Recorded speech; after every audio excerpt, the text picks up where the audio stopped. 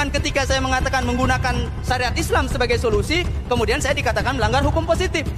Saya ini beragama Islam. Yang saya sampaikan bidalah ilal kitab wa sunnah, kitab sucinya umat Islam. Kemudian saya ucapkan di dalam masjid, tempat beribadahnya umat Islam. Jamaahnya adalah umat Islam semua. Maka sudah barang tentu ketika saya mengadakan solusi terbaik adalah menggunakan syariat Islam, maka ini adalah tidak melanggar hukum positif. Ya masyarakat syabab, wahai para pemuda, aktivis, gerakan dakwah, para mujahid, para pelajar, cendik pandai, qulil haq walau kana murran. Sampaikanlah kebenaran itu sekalipun itu pahit. Resiko perjuangan itu ada 3. Kalian akan ditangkap kemudian diasingkan. Yang kedua, kalian akan ditangkap kemudian kalian akan dipenjara. Kemudian yang ketiga, kalian akan ditangkap dan akan dibunuh. Ya masyarakat syabab, wahai para pemuda, ishhad bi anna muslim. Saksikan bahwa kita adalah orang yang berserah diri kepada Allah Subhanahu wa taala. Al jihadu sabiluna. Jihad bersungguh-sungguh adalah jalan kami. Al mautu fi sabilillah asma amanina. Mati di jalan Allah adalah cita-cita tertinggi kami. Subhanallah walhamdulillah wa la ilaha illallah. Nasta'inuhu wa nastaghfiruhu wa natubu ilaih. Asyhadu an la ilaha illallah wa asyhadu anna Muhammadan abduhu wa rasuluh. Khatamul anbiya'i wal mursalin wa qa'idul firil muhajjalin wa imamul muttaqin. Sallallahu alaihi wasallam tabarakan ala dzalikun nabiyil amin, amma ba'd. Fa ayyuhal hadirun ittaqullaha haqqa tuqatih wa la tamutunna illa wa antum muslimun. Qala Allah ta'ala fil Qur'anil Karim, a'udzu billahi minasyaitonir rajim. Bismillahirrahmanirrahim. Wa lanabluwannakum bisyai'in wal khauf wal ju' wa naqsin minal amwal wal anfusi was tsamarat wa basyiris sabirin alladzina idza asabathum musibah qalu inna lillahi wa inna ilaihi raji'un. Shadaqallahul azim. Ba'da tahmid dan taslim, pada kesempatan Jumat kali ini saya akan membawakan judul khutbah tentang sembuhkan penyakit dengan pikiran.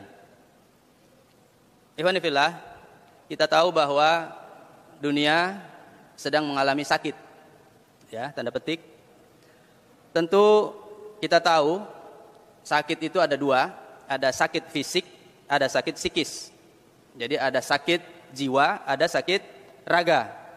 Jadi ada sakit badan, kemudian ada sakit rohani.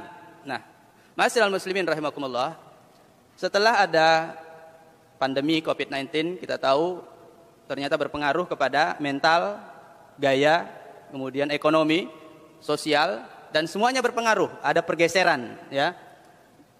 Dunia bergeser. Yang tadinya berputar, kemudian tiba-tiba seakan terhenti. Nah, ma'asyiral muslimin rahimakumullah, tapi bagi kita umat Islam, bagi kita orang yang beriman, ini hal sepele saja. Hal biasa saja. Ya. Penyakit yang biasa saja, tidak berpengaruh. Karena apa? Karena kita melihat dengan kacamata Al-Qur'an dan Sunnah. Kita melihat keadaan ini dengan kacamata Al-Quran dan Sunnah. Mari kita bedah satu-satu. Bagaimana sakit kalau itu untuk pribadi, penyakitnya untuk diri kita secara pribadi.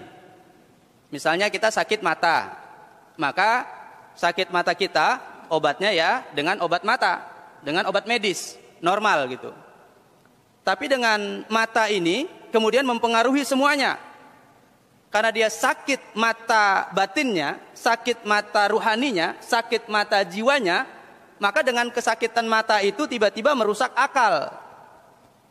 Misalnya, kita melihat sesuatu, kemudian kita takjub, kemudian kita pengen memiliki, kita tidak punya kemampuan, kemudian memaksakan diri, akhirnya melakukan hal-hal yang kita tidak inginkan.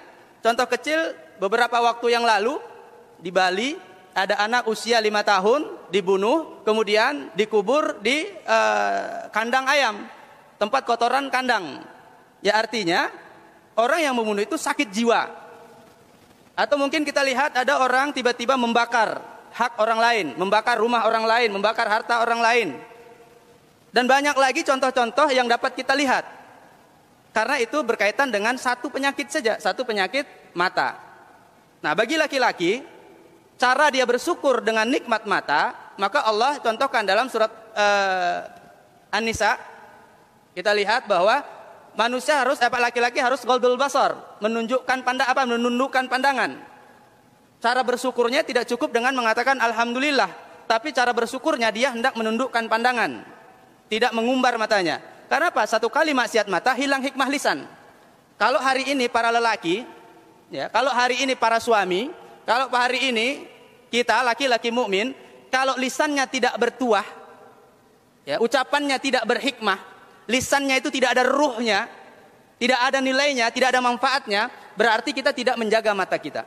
Satu kali maksiat mata, hilang hikmah lisan. Kita lihat di Cianjur ada ribuan janda hari ini. Karena 3 bulan saja ada COVID-19, ternyata berpengaruh, banyak yang bercerai. Nah, ini menurut data yang kita tahu. Atau mungkin kita sendiri mengalami akibat mungkin pasar sepi, kios sepi, tagihan banyak, bank harus dibayar, cicilan banyak, kemudian goyang juga anak istri kita. Nah, artinya ketika lisan kita tidak ada manfaatnya, ketika lisan kita tidak ada hikmahnya, ketika lisan kita tidak ada tuahnya, maka saat itu kita harus mengendalikan mata kita. Ketika malam hari mata kita tidak terbangun, ketika malam hari mata kita tidak terjaga, ketika malam hari mata kita tidak kita bersihkan dengan air mata, ketika malam hari kita tidak sujud kepada Allah Subhanahu wa taala, ketika mata di malam hari ini tidak hidup, maka jangan berharap mata kita bisa hidup di siang hari. Ma'asyiral muslimin rahimakumullah. Laki-laki itu punya 2 mata, ada mata hati, kemudian ada mata yang di kepala. Boleh mata kita yang di kepala ini buta, tapi ada mata hati yang tidak pernah buta, dia harus tajam. Ketika mata hati kita tidak tajam, ketika intuisi kita tidak tajam, ketika subconscious mind kita tidak tajam, ketika alam bawah sadar kita tidak tajam, ketika pikiran alam bawah sadar kita tidak tajam, ketika mental kita tidak kuat, maka jangan berharap kita akan survive. Bagi para suami, bagi para bapak, tanggung jawab kita banyak. Ada istri-istri, ada anak-anak, ada orang tua, ada mertua. Bagi yang bos-bos, bagi yang punya toko, ada karyawan. Semua mereka itu ada di pundak kita. Lalu kalau mental kita lemah, fisik kita lemah, kemudian kita tidak bergantung kepada Allah Subhanahu wa taala, maka hancurlah semua. Ma'asyiral muslimin rahimakumullah. Itu kalau kita secara pribadi. Kemudian, bagaimana kalau kita memegang jabatan? Misalnya kita jadi ketua RT. Ketika Pak RT-nya sakit, ada misalnya warganya yang berantem, suami istri misalnya, atau mungkin anak kecil berantem di gangnya, atau mungkin remaja yang mengalami kesulitan di dalam lingkungannya, maka RT yang sakit tidak bisa mendamaikan. RT yang sakit tidak bisa melihat bagaimana warganya itu bisa mendapatkan pertolongan. Lalu bagaimana kalau dia seorang RW misalnya, Pak RW melihat RT satu dengan RT yang lain misalnya selisih pendapat. Kemudian bagaimana kalau dia menjadi lurah? Lurahnya kita lihat, mungkin RW sebelah dengan RW yang sana. Di sini ada yang kena COVID, mungkin sekian orang. Di sana ada yang warga butuh makanan. Karena apa? Dia harus dikarantina mandiri. Nah, kalau tidak sepaham, kalau lurahnya sakit, bagaimana? Lalu bagaimana kalau camat? Camat mendamaikan antar kelurahan, antar lurah. Lurah satu dengan lurah yang lain, misalnya tidak kompak. Lalu bagaimana kalau dia naik menjadi wali kota? Wali kota harus bagaimana dia membina? Bagaimana cara membina camat-camat yang berbeda paham? Mungkin camat ini titipan si anu, camat itu titipan si ini. Lalu bagaimana dia menjadi wali kota, menjadi bupati, menjadi gubernur. Ketika gubernur dia dari partai politik yang anu, menjadi partai politik yang ini. Lalu bagaimana kalau dia menjadi kepala negara misalnya? Kalau pimpinannya sakit, maka semuanya jadi sakit. Kalau pimpinannya tidak cerdas, maka semuanya jadi tidak cerdas. Ma'asyiral muslimin rahimakumullah. Rasulullah sallallahu alaihi wasallam mengingatkan kepada kita, inna dina indallahil Islam.